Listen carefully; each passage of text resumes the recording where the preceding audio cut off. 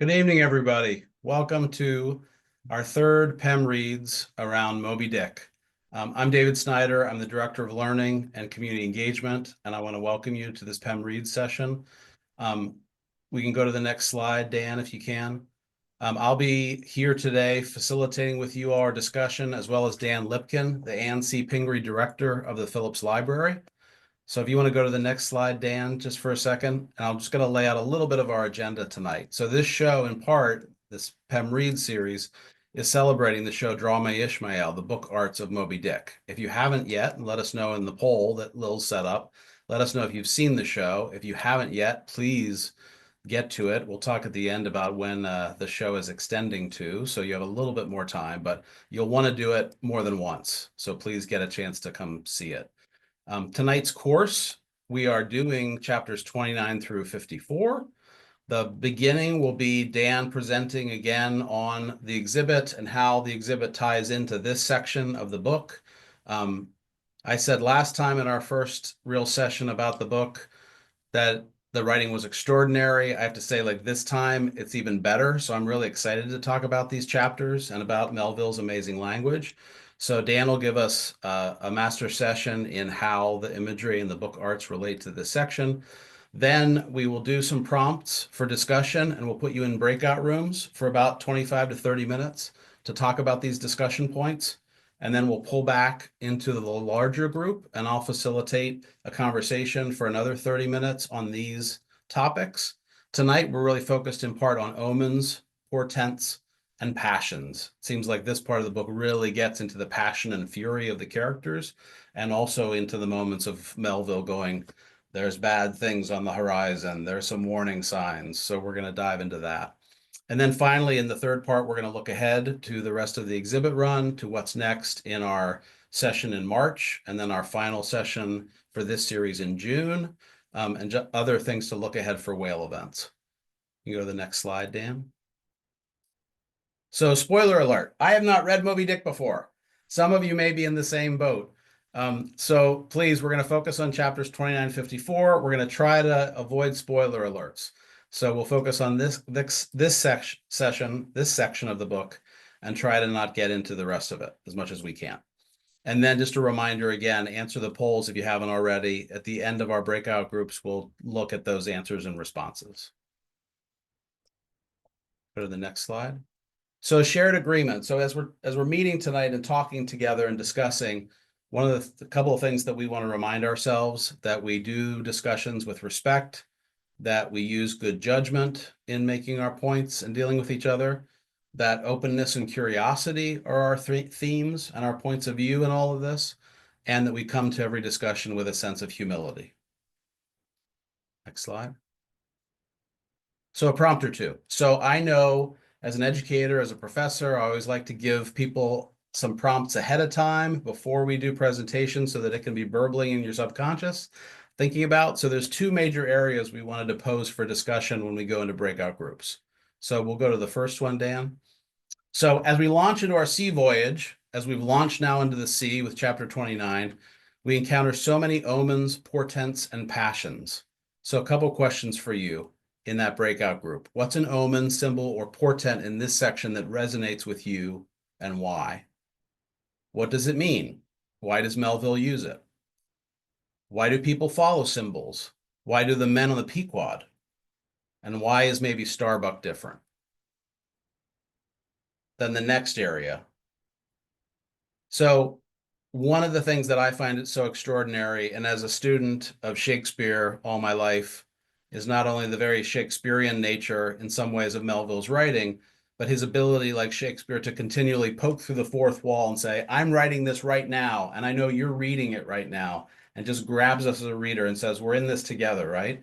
So the second area we want to talk about was, he breaks the fourth wall and points out that his writing is happening right now, and that the work can never be finished, which I find compelling as an artist and educator, that sense of like, this is never going to be done. So one of his quotes from chapter 32 is, for small erections may be finished by their first architects, grand ones, true ones, ever leave the copestone to posterity.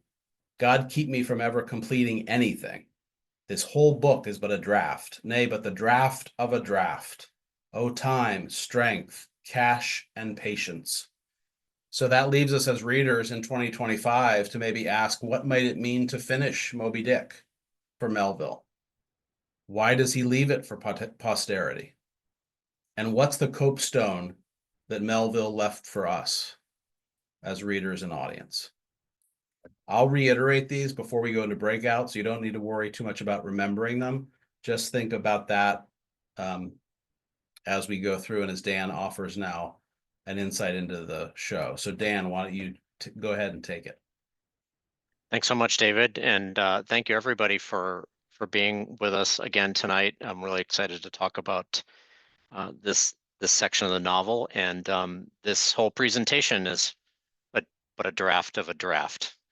And together, if we can have some time, strength, cash, and patience, we can get through this. So I'll just talk a little bit about how this section of the novel hits in the exhibition, and a couple of bits of housekeeping before I get started on that. And that is that I'm pleased to say, if you hadn't noticed, that Draw Me Ishmael's been extended to the end of March 2026. So you've got even more time to check it out. And I'm really, really happy that it's been doing as well as it has been, that we've gotten the response, the very positive response that we've gotten. David and his team have come up with some amazing programs to go along with it. And we got a couple more months to enjoy it in 2026. So I'm really happy about that. It's so amazing. I'll say congratulations, Dan. And like, it's Thank you. fantastic that in 2025, Melville's Moby Dick is one of our big hits Yeah, this year and that we have time yet with it. So congratulations. thank you. Thank you. And I'll also mention that the books that you see here in the gallery that are on view, we'll be doing a big page turn on March 11th and 12th. Those are days that the museum is closed to the public, a Tuesday and a Wednesday. And so as of March 13th, all the page spreads that you see open now will be changed over. So there'll be a whole new raft of illustrations and visual interpretations for you to enjoy for the remainder of the run. This page turn happens about halfway through the run. And the point of that is to mitigate any potential light damage from exposure, but also it gives us an opportunity to show off some more of the amazing illustrations and other visual interpretations that so many artists have come up with over the decades. So that means that this little drawing of a man running away from the Acushnet that we think represents Melville when he deserted in the South Pacific, in the Marquesas Islands, in the port of Nukuhiva, in the logbook of the Nantucket whaler, the Potomac, will be getting put to bed. We'll be turning the page, so you won't see him anymore, but instead you'll see this page spread, which I'm really excited about because you can get a closer look at how logbook keepers annotated their voyages. And on the right, you have drawings of whales, and then in the circle in the middle, that's the number of barrels of oil that given whale that they rendered from that particular whale. So 80 barrels of oil on that top whale there. And you can see the little the little letters next to each whale, LB, LB, SB, and WB from top to bottom. And those refer to the whale boats that were responsible for capturing each of these creatures. So the larboard boat, the starboard boat, and the waist boat. And actually, think in this logbook and in many other whaling logbooks, you actually have tables where they kept track of how many whales the guys in the larboard boat killed, the guys in the starboard boat killed, and it was kind of a competition on deck. So that's one aspect of this page that you'll get to see. And then the little zooming in on the left there is of a ship actually boiling down blubber, and you can see the smoke kind of coming up off of the deck. And so as the whale blubber was rendered, the ship would be spewing tons of black smoke. And we'll mention these things in the updated annotation for this volume. So that you'll be able to see that as of March 13th. David, you're on mute. So I'm just going to say we're not going to take questions while Dan goes through this first part. We can, as a group, when we come back for discussion, we can then ask if folks had questions from this. So yeah, just want to say that. Thank you. Happy to come back to that. One of the kind of very interesting chapters in this section is chapter 32, cetology, where Ishmael talks about all the different types of whales, classifies them according to size, or as he says, according to magnitude. And there's an exhibition, there's a book in our exhibition called Cetology. It's by the artist Ronald Keller, who recently passed away. And what Keller did in this artist book, there are about 50 copies of this one that he made. He takes the descriptions that Ishmael puts together of all the different kinds of whales, and then he created these woodcut illustrations of each of the different species that Melville talks about. And Keller actually illustrates them also according to magnitude. So in this first view that we have in the gallery, you have the sperm whale and the right whale, what Melville considered to be the largest whales. We know a little bit different now, but these are the largest whale illustrations in this book. And you can see the fold out pages. This page spread is probably, 3 or 4 feet wide in total. And they are surrounded by clouds of text from different parts of the novel. This particular copy is on loan from the New Bedford Whaling Museum. We actually don't have a copy, and I'm really delighted that we were able to borrow a copy from New Bedford and have them involved in the exhibition. But this is just like Melville's organization, and for those of you that are familiar with the rare book world or libraries, you know that books are often organized according to size, and older designations such as folio and quarto and duodecimo are the sizes that Melville uses to classify his whales. And kind of he's kind of poking fun at those that classify, categorize and classify the natural world in that sense. What's actually one of the things that I did when I was looking at this book, I couldn't make it down to New Bedford at one point, but Harvard also has a copy. So I went down to Harvard to take a look before the exhibition. And this is one of those things that I suspect other curators do stuff like this. As I was trying to figure out what I would write about this book, I went down to Harvard to look at their copy and really take a very long, close look at theirs. And these are just snapshots of the Harvard's copy in their reading room. And then I kind of annotated them with the chapters from which each of these passages of text were taken. So as you can see, chapter 85, the blowhole is discussed, the spouting is discussed. And so hopefully that's not too much of a spoiler. But 85 is there, and so I was able to identify where all of these pieces of text came from. Keller also includes the text of chapter 32. I mean, that's the basis of this artist book, but he is really, he's kind of illustrating the whales anatomically in one sense. And then on March 13th, this is the page spread that we'll have on view of this book, Cetology, where we'll see the razorback whale and the sulfur bottom whale. The sulfur bottom whale is kind of it's now known as the blue whale, which is the longest whale species, the largest animal known to exist. But it was not very well known in Melville's time, and so Melville's kind of able to communicate through this text the majesty and the mystery of these amazing creatures. So I'm looking forward to seeing that in the gallery. In chapter 41 and chapter 45 of this section, Melville talks about legendary whales, among them, of course, Moby-Dick. And Melville was heavily influenced by this legendary whale known as Mocha-Dick, who was a large, very aggressive, and very difficult to kill albino whale that lived off the coast of the island of Mocha near Chile. And this artist, Randall Enos, produced this artist book. These are lino cuts printed alongside letterpress text passages. And what Enos is doing is he's paying tribute to this legendary whale, kind of in the same way that Melville does in chapters 41 and 45, where he's telling these stories and these legends that he's learning from um, people that he sailed with and from reading of popular newspapers and other books.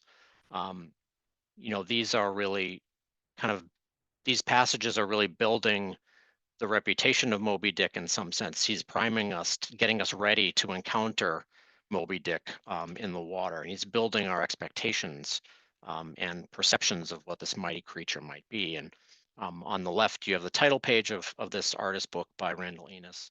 And then on the right is a page that's not going to appear in the exhibition, but this is kind of how Melville gained a lot of his knowledge about both these legendary whales and the business of whaling, is that he's in the forecastle, he's talking to other members of the crew, hearing their stories and their legends, and he's then passing that knowledge and all these stories along to us through these chapters.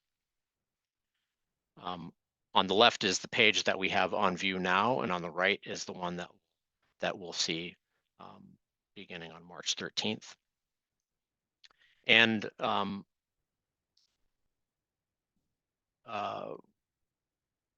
by the way, chapter 45 I mentioned, which is one place where Melville talks a little bit about legendary whales. This is another place where he breaks the fourth wall at the beginning by basically saying, as so far as what there may be of a narrative in this book, the foregoing chapter is as important as one as will be found in this book, right? He's telling us what the important chapters are in this book, breaking that fourth wall in that same way. The interesting, one of the interesting elements of this exhibition is one that I think people miss quite a bit. And folks typically only, I think folks typically only pick up on this at the end of the tours that I give in the gallery, because I actually point it out. And you may remember the chapter called The Quarterdeck, where Ahab gathers the crew on deck. He holds up a gold coin, essentially says, he whips them up. This is where he talks about, this is where he reveals what the real mission of this voyage is, right? To exact his revenge on this whale. He holds up this coin, nails it to the mast. He says, whoever sights the white whale first gets this gold coin, gets this doubloon. And the designer, the 3D designer of this exhibition, Karen Moreau Ceballos, who I totally loved working with, she has since moved on. She came up with the idea and actually found that there is a company that makes replica gold doubloons as described in Moby-Dick. And so Karen's idea was, let's get a replica doubloon and nail it to the mast in the same way that Ahab did. And so we have kind of up in this dark corner, but on the mast, a doubloon nailed up there. And most people don't see it, right? You're looking at the books in the case, probably. You're not really looking up at what's on the wall. And but those folks that have read the book and have read chapter 36, when I mention the doubloon and say, well, where was that on the vessel, people basically know where to look, because Karen also really, she did this great wall graphic of the deck. The page turn in March will unveil this page from Matt Kish's book, Moby-Dick in Pictures. And this particular project, if you're not familiar with it, this is where this self-taught artist and librarian, Matt Kish, did a drawing of each page of Moby-Dick for 543 days straight. And a publisher in Oregon compiled his drawings, published them all in a thick book that we've got in the exhibition. Our copy is very special and actually unique, because Melville collector in Worcester, Jeffrey Levine, sent Matt a copy of his book and asked him to just sign it. But what Matt did is, when he returned it, is that he put in all these annotations, little drawings and doodles all throughout the margins, kind of explaining his choices and why he depicted Queequeg this way, or why he put whale in this position or whatever. how he made his decisions. And so this is a unique object that we happen to have on loan for the exhibition. And you can see in this in the caption here, if you can read it, it says, "In spite of having read the novel 8 times, somehow I had forgotten the description of the coin."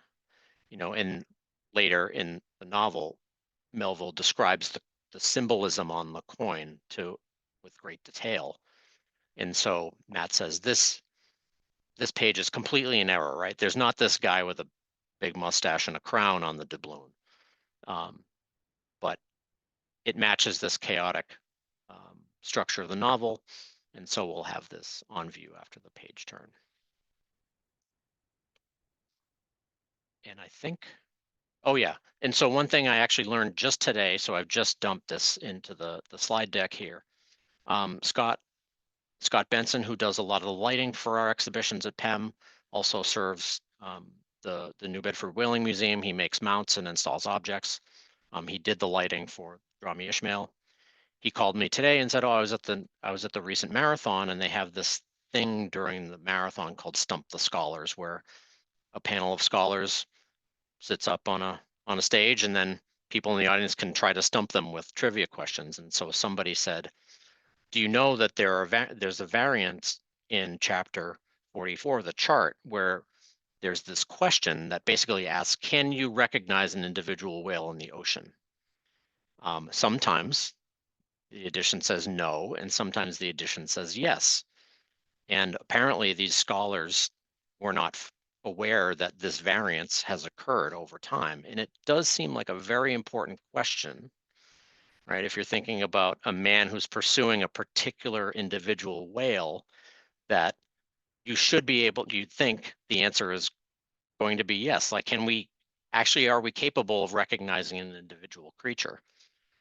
In the Norton Critical Edition here on page 161, the answer is no. I happen to have a paperback on the desk next to me from 1981, a Bantam Critical Edition. When Scott called me, I looked it up. It said yes. So if you are not using Norton Critical or that 1981 Bantam edition, it might be interesting for you to go to this particular sentence in chapter 44 and see what the answer is. That was kind of an interesting bit of textual analysis, um, and something that might be interesting for you to look at in the copies that you have with you. So that's what I have to say about the exhibition. I'm excited for you to come visit again after March 12th if you haven't been to see the exhibition, and I'm excited for our discussion tonight. Great. Thanks, Dan. We can go ahead and go to the next slide. So just reminding our prompts as we're about to go into breakout rooms, there's going to be about eight to nine people in each breakout room. You are free to decide which of these topics you want to tackle first, and free to just jump in. Dan and I are going to bounce around breakout rooms as we can, but you can zero in on what moves you about these prompts. So the first one is, as we launch into our sea voyage, we encounter so many omens, ports, and passions. What's an omen, symbol, or portent in this section that resonates with you, and why? Might be the gold doubloon, might be something else. What does it mean, do you think?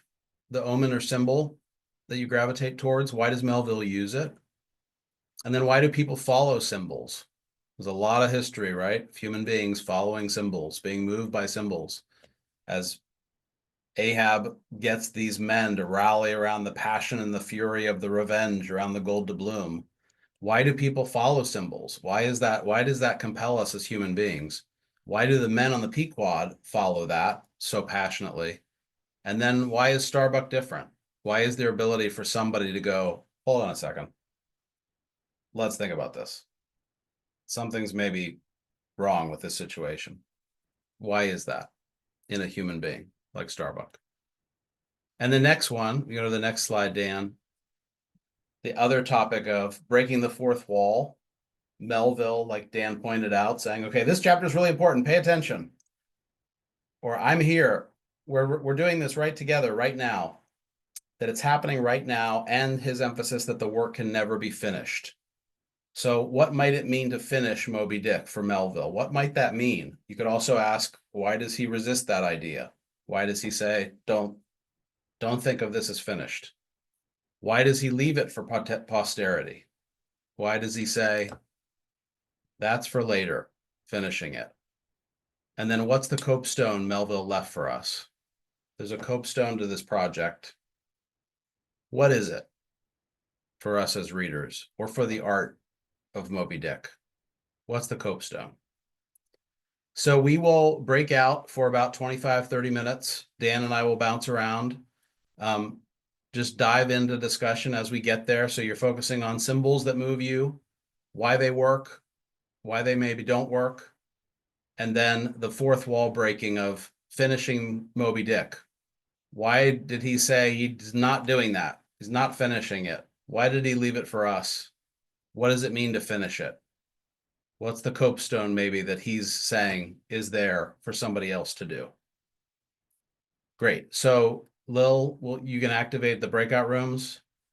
Everybody will fly into those, and then we will, in about 30 minutes, pull back. And as a full group, we'll hear some of the discussion that you had offered up as we go. Okay. See you as we go. Have fun.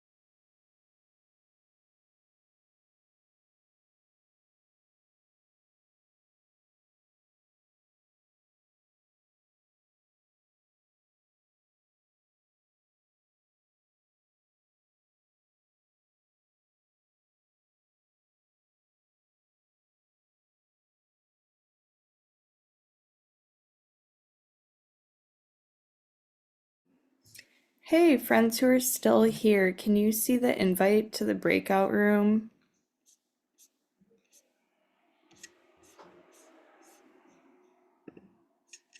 It should be a little message popping up. I've assigned you, but I'm not able to directly add you.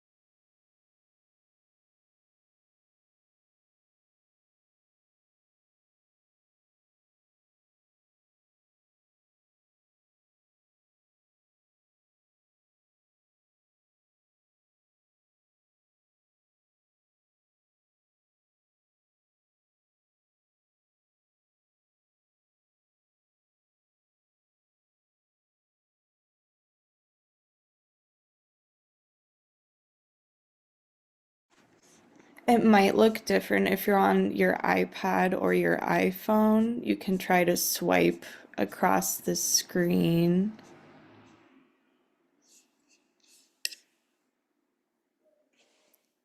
If you have any questions, you can unmute.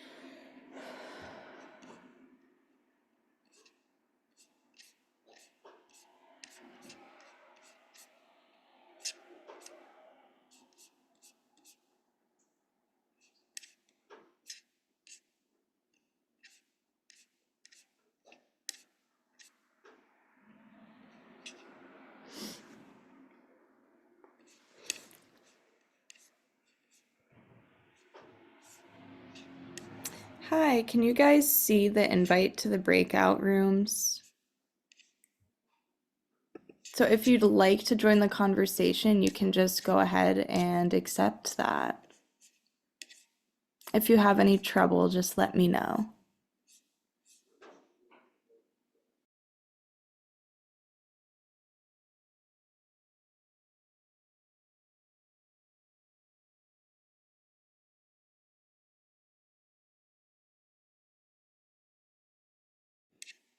Hey, friend on the iPad, if you're talking, I cannot hear you. You have to click on mute.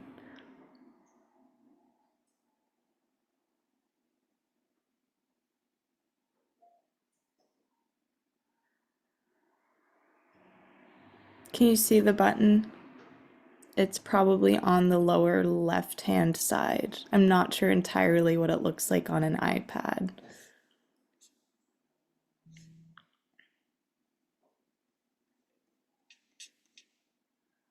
You might need to swipe through, like try swiping to the right or the left to see if the screen changes.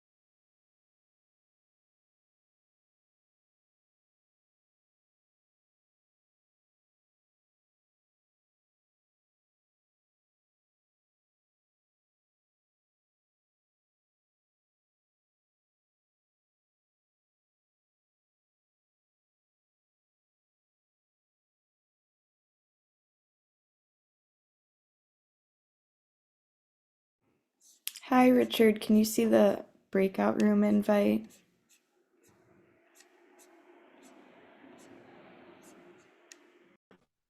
I just click on that. Okay. Yeah, it'll put you right into a group. Okay. Thank you. Yeah, of course.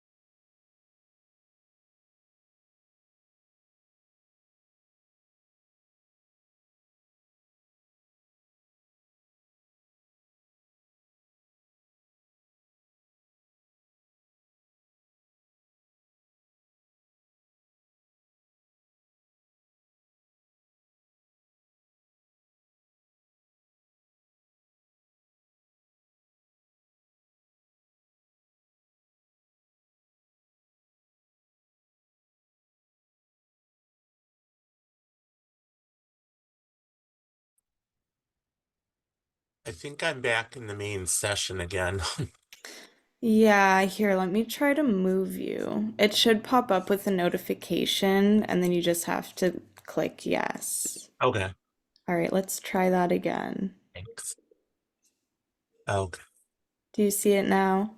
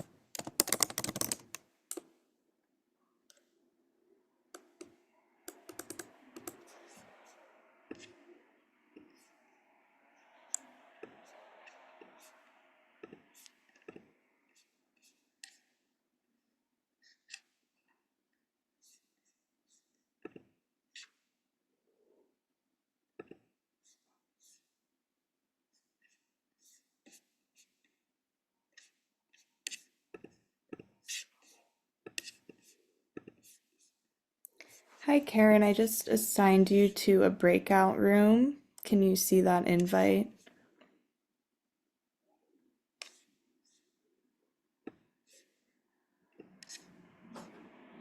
You might have to swipe the screen on the iPad or phone if you're on a mobile device.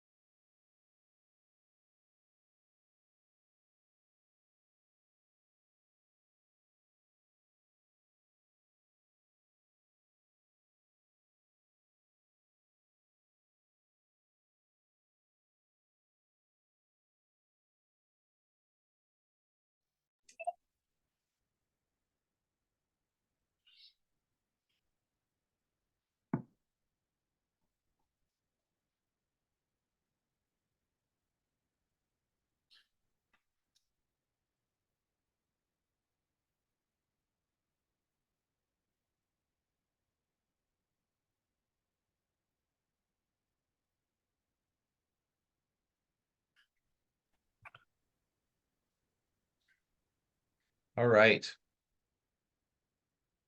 Dan, we had a great conversation in our breakout room. I hope you did too.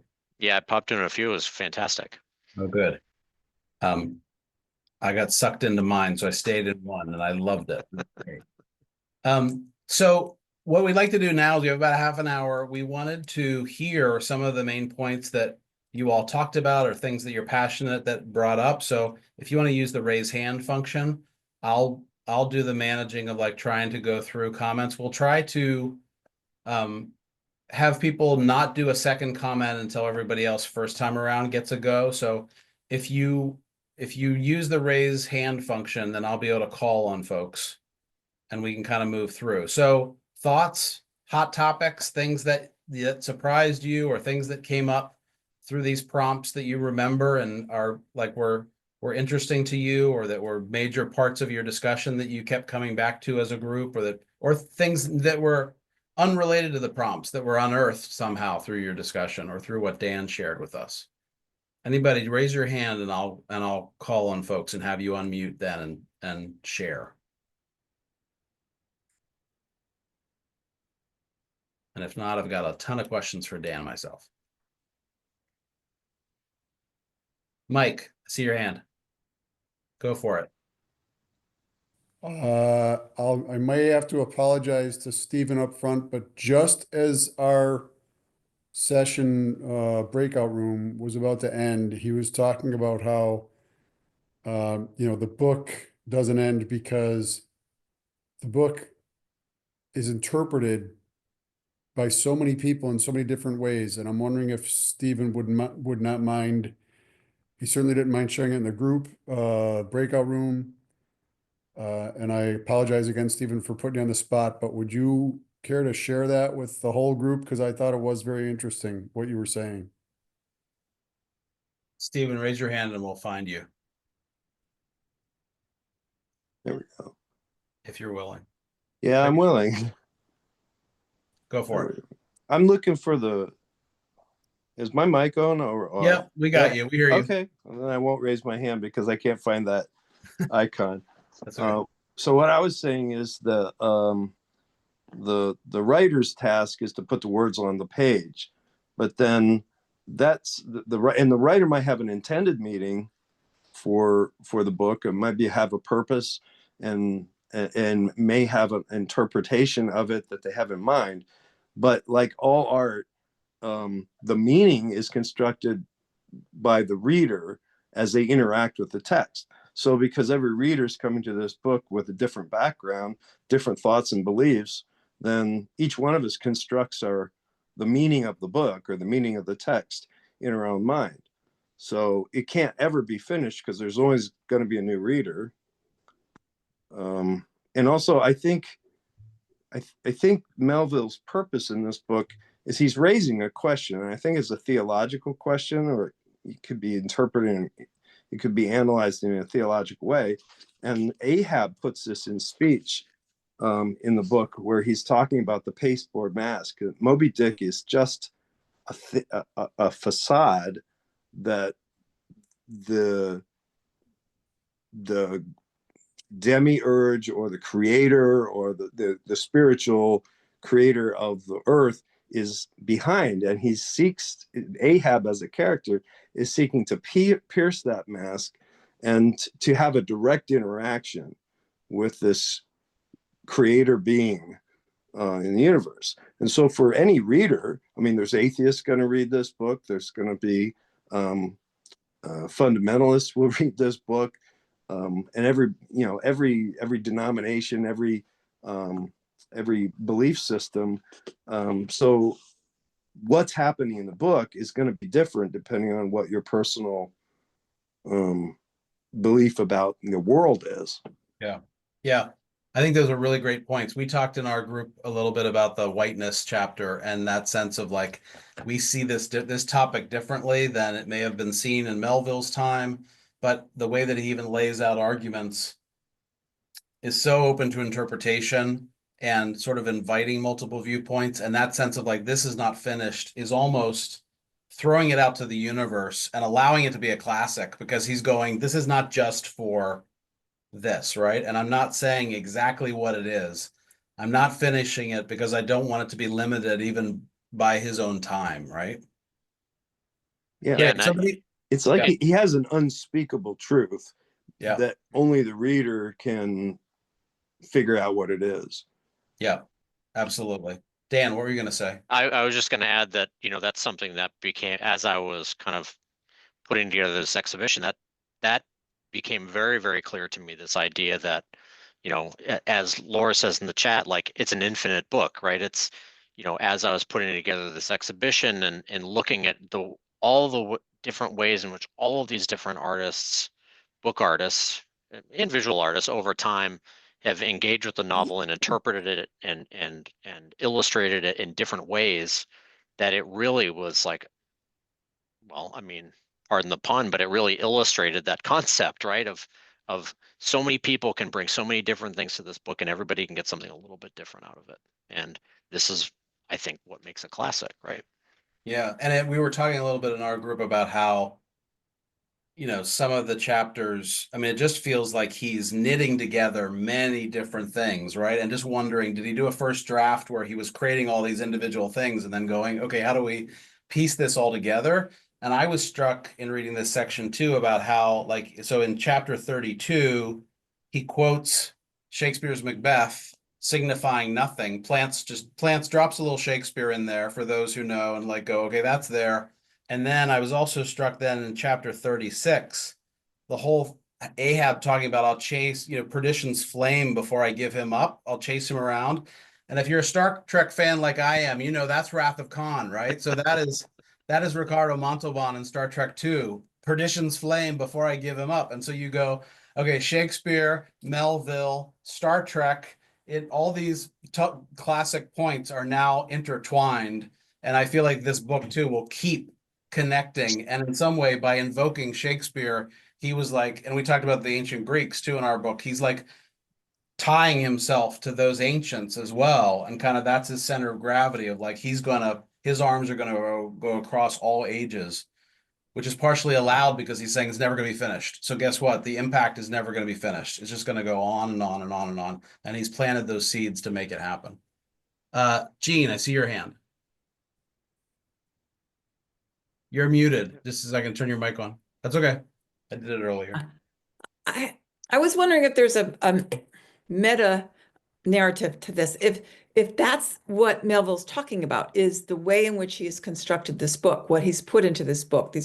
Is this something new? Did he really introduce these ideas? And is that what he's trying to say?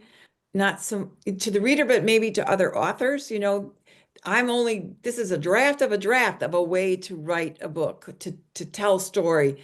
And this is a new way, and it wasn't well received for that reason. We talked about that last time. So I was wondering if he had that kind of meta thought in his head. I don't know enough about literature to know, was this new? Or had other people done this before? Yeah. Dan, do you have a sense about like in his contemporary time? Well, I mean, I think my guess is that, one of the reasons why it wasn't popular when it came out is because it was too difficult for people to actually follow. There was the whole blasphemy problem, but, there is this kind of postmodern element of Moby-Dick where he's kind of making these allusions and going off on these sidebar tangents, which ultimately are related. But I think a lot of folks in the mid 19th century wanted stories that were very much a straight narrative, where something happened and then something happened after that, and it was just very easier to follow. But here's this guy like basically dumping the entire world as of 1850 and 1851 into his book. I think it was really challenging for people to understand what he was trying to do. And I think you can see like this style, at least in theater, has existed since the ancient Greeks. It's what Shakespeare did of like having characters go, people in the world are doing this now as I'm speaking this is happening, right? And so he had all those examples, at least in theater, of doing that. And maybe that's the sense too, like he was combining these traditions, these artistic traditions that may not have been in the novel, but that he incorporated and was like, I can, like I was saying before to Dan, there's the thing where there's like, he puts a little in parentheticals, like, oh, there's a revelry sound, right? And it's like Eugene O'Neill all of a sudden. If you know O'Neill, O'Neill wrote out every stage direction in his script and was like, I want you to turn here, move there, move there. Melville's actually like creating a sound design by this, like telling us this sound happened, right? Even outside his own narrative. So I think maybe one of the reasons why, again, as Dan just said, it's so challenging is because he's played with so many styles and does so many ways of like waking us up as readers and engaging us with these different, the cetology chapter, the voices of all the different sailors, as if like Dante's Inferno from Hell, all these different things that he mashes in here that I would imagine it would be really hard for a mid-19th century audience to wrap their heads around it and go, what is this, right? Karen, I see your name, your hand. Yeah, I mean, just the chapter on quarterdeck starts, enter Ahab, then all. You know, it's a theatrical direction. A couple of things I did mention in the breakout group, and then we just started talking about masks as symbols right before the end of the breakout session. And one of the previous speakers talked about the pasteboard mask and this sort of attributing to Moby-Dick this sense of being a creator. And you know, I was talking about whiteness and the chapter on the whiteness of the whale, and or maybe no, it was in the Moby-Dick chapter, I think, where the author Melville uses Ishmael uses what ubiquitous to describe Moby-Dick, but also immortal. Then he says he's immortal, and what is immortality but ubiquity in time? And this may relate to some of the blasphemy. Maybe I'm reading too much into it, but I think he's attributing almost this godlike attribute. He's bringing this godlike presence to the whale. And you know, because not only is there the God that's good and caring, but there's an angry, you know, God that you know we have that creates suffering and for humanity too. So it's and that may have, I don't know, maybe other people saw that as part of some sort of blasphemous aspect of this book. But also just continuing with the whole mask thing and Ahab, and usually it's referring to Ahab and his masks, and you know, he does mask his madness. He seems like such a calculating you know, captain, and Peleg and the other, I can't think of the other owner's name offhand. Who say, well, you can't have any finer captain than this. And then we get to know Ahab, and then that chapter about the hell within him. I mean, he's just, or just the description. I mean, after his leg was chopped off, I mean, maybe he is literally in a state of shock, physical shock, but also just the way, you know, he goes mad. And then yet he puts on that mask. He veils it. So it's there's just so much to this book. We could just go on and on about this. That isn't it amazing, like that journey of him, like the trauma of losing his leg, and then the way he describes him like calming down. Yeah, as they and his madness getting buried, right? And like disappearing from view, but it's there, right? And that sense, I'm still struck by that moment where Melville goes like, but his genius stayed, right? His intellect stayed. So Yes. he's able to steer his madness through the world. He can navigate. He's not incapacitated by it. He's quite dangerous by it because his brain stayed, his ability stayed. But that description, that's one of the things I think it's like, it's amazing I was saying to Dan the other night too, like an undergrad, I studied Shakespeare and Freud a lot. I was a student of Shakespeare, and just the sense of like how much Freud was inspired by Shakespeare. And then Olivier, when he did Shakespeare, was inspired by Freud. And there was like a circular thing to it in some ways. But the psychology and the psychiatric understanding that Melville seems to have, which is clearly like from his imagination and his human experience on the ship. But I agree, it's this extraordinary ability to X-ray humanity and go, here's a way to describe how somebody goes mad in a way that we can kind of feel, not just understand, but kind of go, oh, he went through this shock. It calmed down. And while it calmed down, he became angrier and angrier and angrier and quieter and started to think what am I going to do about this, right? And then how am I going to get people to follow me, and X, Y, and Z. Speaking of Shakespeare, this reminds me, I forget what it's from, but North by Northwest, I am but mad, but the North wind by blows Northwest. smoothly, Yeah. I can tell a hack from a hand shot, or whatever the line is. And Yeah. what is that from? Hamlet. Oh, it is Hamlet. Okay. Yeah. Yeah. That's when he's, that's what he's saying. Like, I know which way is up. And it's always that question of Hamlet of like, he's kind of nuts, right? He's pretty nuts. But throughout the play, he's like, I know what's going on. I know what the deal is. But yet he stabs his girlfriend's husband, father to death, and does some horrific things where you're like, okay, he's pretty upset about his father's death. Arthur, I see your hand. I just wanted to make a brief comment about Freud and Shakespeare, not Moby-Dick. My father was a Freudian flavored psychoanalyst and a big fan of Shakespeare. Introduced me to Shakespeare, the Stratford, Ontario Festival, when I was 10 years old. I've been going there for 60 years. And my father had extensive psychoanalytic analyses of all the Shakespeare plays. He was an amateur theatrical, loved it. I don't know if you ever read Moby-Dick. I hadn't read Moby-Dick, and my father's long deceased, but Freud and Shakespeare was a constant theme in my growing. Yeah, now that I'm reading this book finally in my life, I want to go back and look at Freud and see if he ever used Melville as well, because there's a lot of rich psychiatric examples in this.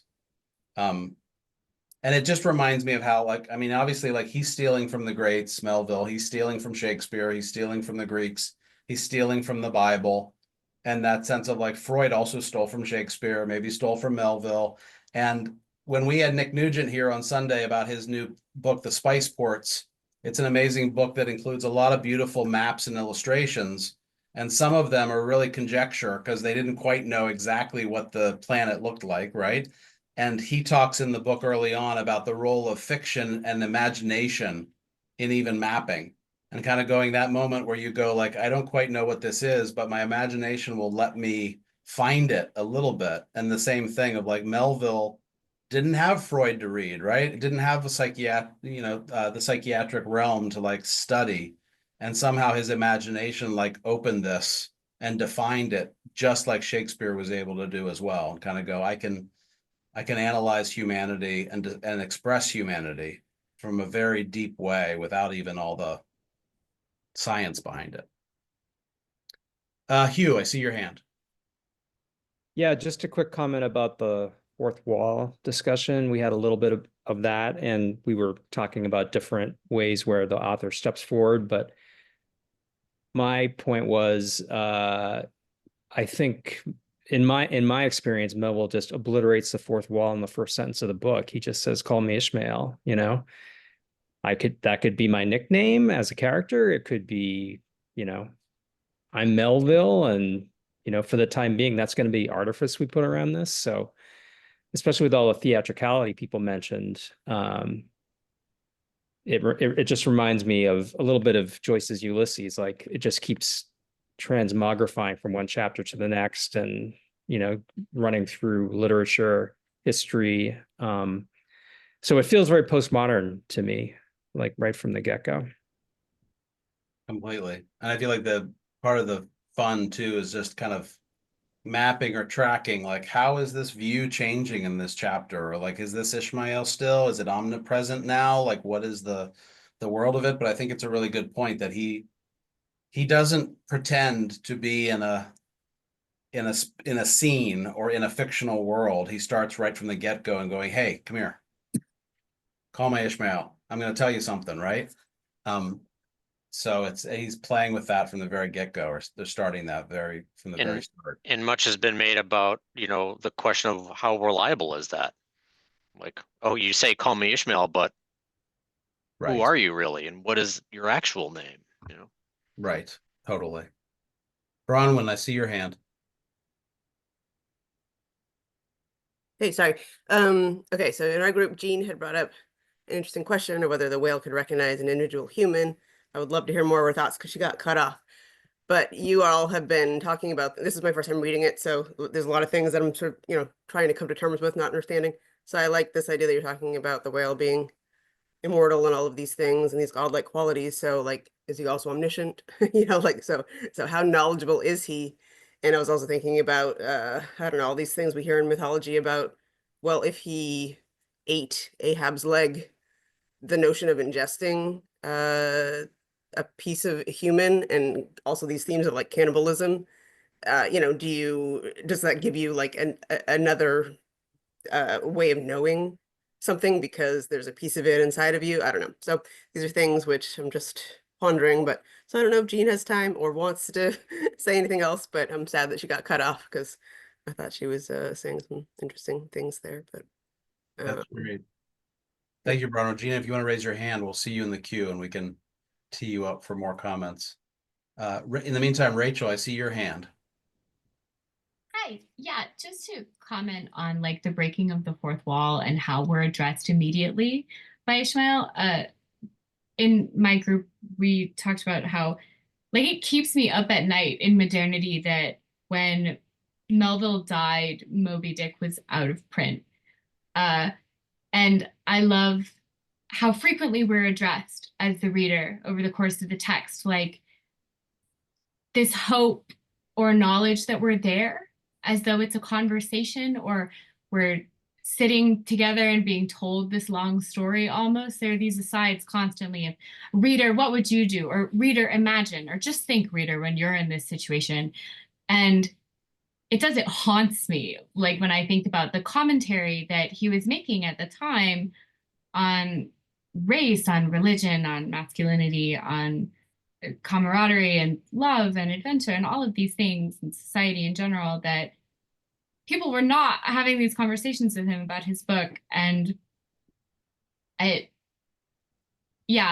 breaking of the fourth wall, it sounds so certain in Ishmael's tone, like he's so confident, and he's such a strange addition to this journey that they're all on the Pequod. And I think in reality, that confidence was probably much more of a wish. And I wish that he could have like known that here we are in 2025 and that people spend days in a row every year sitting together, reading the entire book in one go. And that's just something I think about a lot when I reread the book.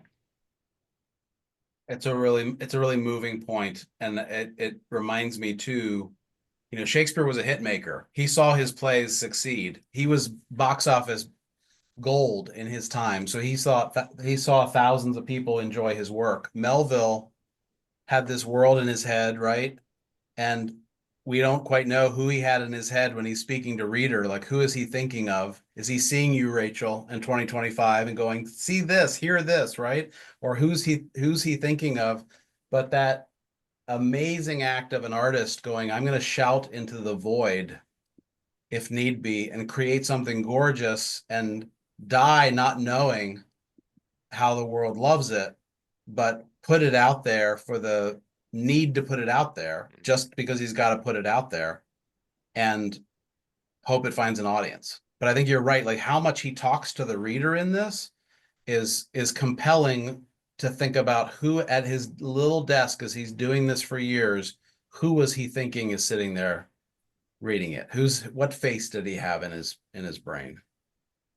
And can he know somewhere on this realm in the universe, somewhere, does he know? Does he see? Yeah. Does he see it? Yeah. And does he know it, right? In some energy way, does he know that like so many human beings have now gone, oh, I hear you, right? It's almost like, does it go both ways with an artistic thing? It's like they're speaking to us. Can they, can it be in some way, some magic way reciprocated? I think we need to talk to George Schwartz, and maybe he can conjure something from the spirit world, and we'll be like, bring up Melville. Yeah, just give him a message for me, would you? Yeah. Tell him it's pretty good. Yeah.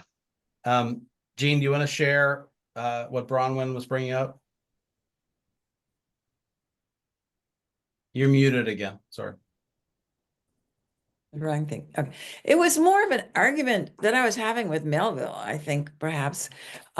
This assumption that, and I don't know if Melville believes it or not, Ahab believes that the whale knows him, right? That the whale but that is such a human thing to think, that whales would be aware of individuality amongst humans, that they would be aware of, or that they would think of themselves as individuals. Was it Wittgenstein who said, if lions could speak, we still wouldn't understand what they say because they live in a completely different world than we do, everything that, so that's what I was kind of getting at. We were talking about, whether the whale knows Ahab, and I don't know if Melville's going to get into this. I'm kind of interested to see. I mean, he's such a forward-thinking person. Could he possibly start to realize that it's only Ahab who thinks the whale knows him? The whale may not even know that he exists. So That's a really good point. that's where I was going with that. I don't know, Dan, if that's an amazing point. And I don't know, Dan, if has anybody ever written Moby Dick from Moby Dick's point of view? Like the whale, what does the whale see? Because I think it's also, there could be an era that reads this book and goes, what a bunch of hubris, right? These people really thought they were important, right? And might just go, we're totally on the animal side. They didn't know, like, who thought that they were so important? But Dan, has anybody ever thought about like, There must be somebody that there whale must point be of view? somebody. I don't know off the top of my head, but there must be somebody who's done that. We have Ahab's Wife, right? A novel from that perspective. But I don't know. I mean, that's a really good question and probably could be somebody's life work. In one of the groups we talked about, I don't remember which, I'm sorry, I popped into a few of them. We were talking about how Starbuck was kind of countering that by saying, like, this is just an animal that had this instinctual reaction to being attacked, and your leg happened to be there, basically, and it's not something that's personal. But Ahab anthropomorphizes Moby Dick and turns it into this, revenge game, in this battle between two beings. Yeah, it's I don't know if any of you have ever read Marcus Aurelius. I finally read Meditations over the holiday, and he was an emperor philosopher from the 2nd century. And a lot of his writing is about, just know that all of this that you're worried about is ash. Someday all of this will be gone. Nobody will know your name. Nobody will know the famous people that you know. Like ultimately put yourself in the context, relieve yourself of your own importance is a lot of like what he writes about. And I think it's a really interesting angle to look at Moby Dick and go, you're talking from the whale's point of view, from nature's point of view in the ocean. These little men, what they're worried about and their anger and how they're trying to make money, like is such a small story compared to ancient whale, ancient ocean, all that, to kind of go, there is a production of Moby Dick where you could have fleas be like Ahab and all the little men, and the whale is the thing. Because if you do put it in the sense of real reality, it's like nature doesn't care about your plans, right? Nature doesn't care about how much you hate me. I'm a whale doing my thing. Get out of my way. Mike, I see your hand, and then we have to unfortunately wrap up for the night. Yes, thank you very much. So I thought these questions that we were asked to think about tonight were very thought-provoking. I just wish I would have had them up front, and if I did get them up front, I sincerely apologize, but I'm just wondering, before we sign off, is there any chance that we can get the questions for our next meeting ahead of time so that while we're reading, we can take notes based on those questions? So we're a little bit more prepared. Yeah, totally. We can work to that, and we'll see if we get there, I guess is the short answer. If we can get there, and if we can get some questions to you, and Dan's about to give us some things to think about with the next section. But if we can get there, I hear you, Mike, and we'll see if we can do that as well. Thank you very much. To focus on the themes. I think part of the trick of that will be register for the next session in advance enough that we can get you questions ahead of time, right? Because we can only work with the group of people that have registered for the session. Got it. And before Dan, I'm going to ask you to pull the deck up again just to review. But as we do that, I'll just report on the poll. So Pem reads. Most people are caught up on the reading. Have you had the chance to see the exhibition? Most have not. So again, I invite you to take a trek to Salem before March of 26, because it's totally worth it. It's an amazing show. Have you seen the Narwhal? Mostly no. Try to do that before, by June, because it's only here until June. It's an amazing compliment. So this spring is a great time to come to PEM for these two shows. In-person events, most haven't been to the in-person events, and that's totally fine. We'll be laying out more of those later this year. Favorite character, not surprising, maybe Ishmael is number one at 40%, with Queequeg close second at 38. So of course, like the hero narrator is number one. Interesting that Ahab is only 2% of this pool. Only 2% really like Ahab. So with a different crowd, we might get a lot of Ahab lovers, but it's understanding at this point of the book, he's not a favorite. So really quickly, a look ahead at next thing. So upcoming sessions and tips. We can go to the next slide, Dan, if you would. Reminders we're using Norton Critical Edition, 3rd edition, 2018, if you haven't already. So that's just to get the right pagination and the right sense of pages as we go through. We will be giving a prize. Somebody asked tonight a gold doubloon. I don't know if it's going to be a gold doubloon. No commitment on that yet, but we'll figure out and we'll reveal the prize later in the process. We can go to the next slide. The forthcoming voyages. So the upcoming sessions. March 12th is our next one, and that's chapter 55 through 96. And then June 18th is our last session, chapters 97 through the epilogue. June 18th, Wednesday evenings on Zoom. Sign up, as Dan said, sign up early, sign up often so that we can get you information in advance and so that you make sure to get it on your calendar. And then if you want to go to the next slide, Dan. David, I believe all of those are set up already on the PEM website, right? So folks could actually register now. Yeah, they're ready to go. Yeah. Dan's things to think about: surface versus depth, whaling processes, and speaking ships. So just real quick, like, surface versus depth, like when and how does Melville or Ishmael kind of skim the surface of things, or when does he explore topics at greater depth? As far as the whaling processes are concerned, like how does he use those processes and his description of them as jumping off points to explore ideas that are more universal? And then speaking ships, the Pequod continues to encounter other vessels like they did the Albatross, the Goni, and how do those episodes illuminate the narrative and move the story along? Great. Next slide, if we can. So upcoming whale events. So a couple other things tied to PEM. We've got our whale mobile is returning to PEM on Monday, April 21st. It's a super fun, huge installation of a whale.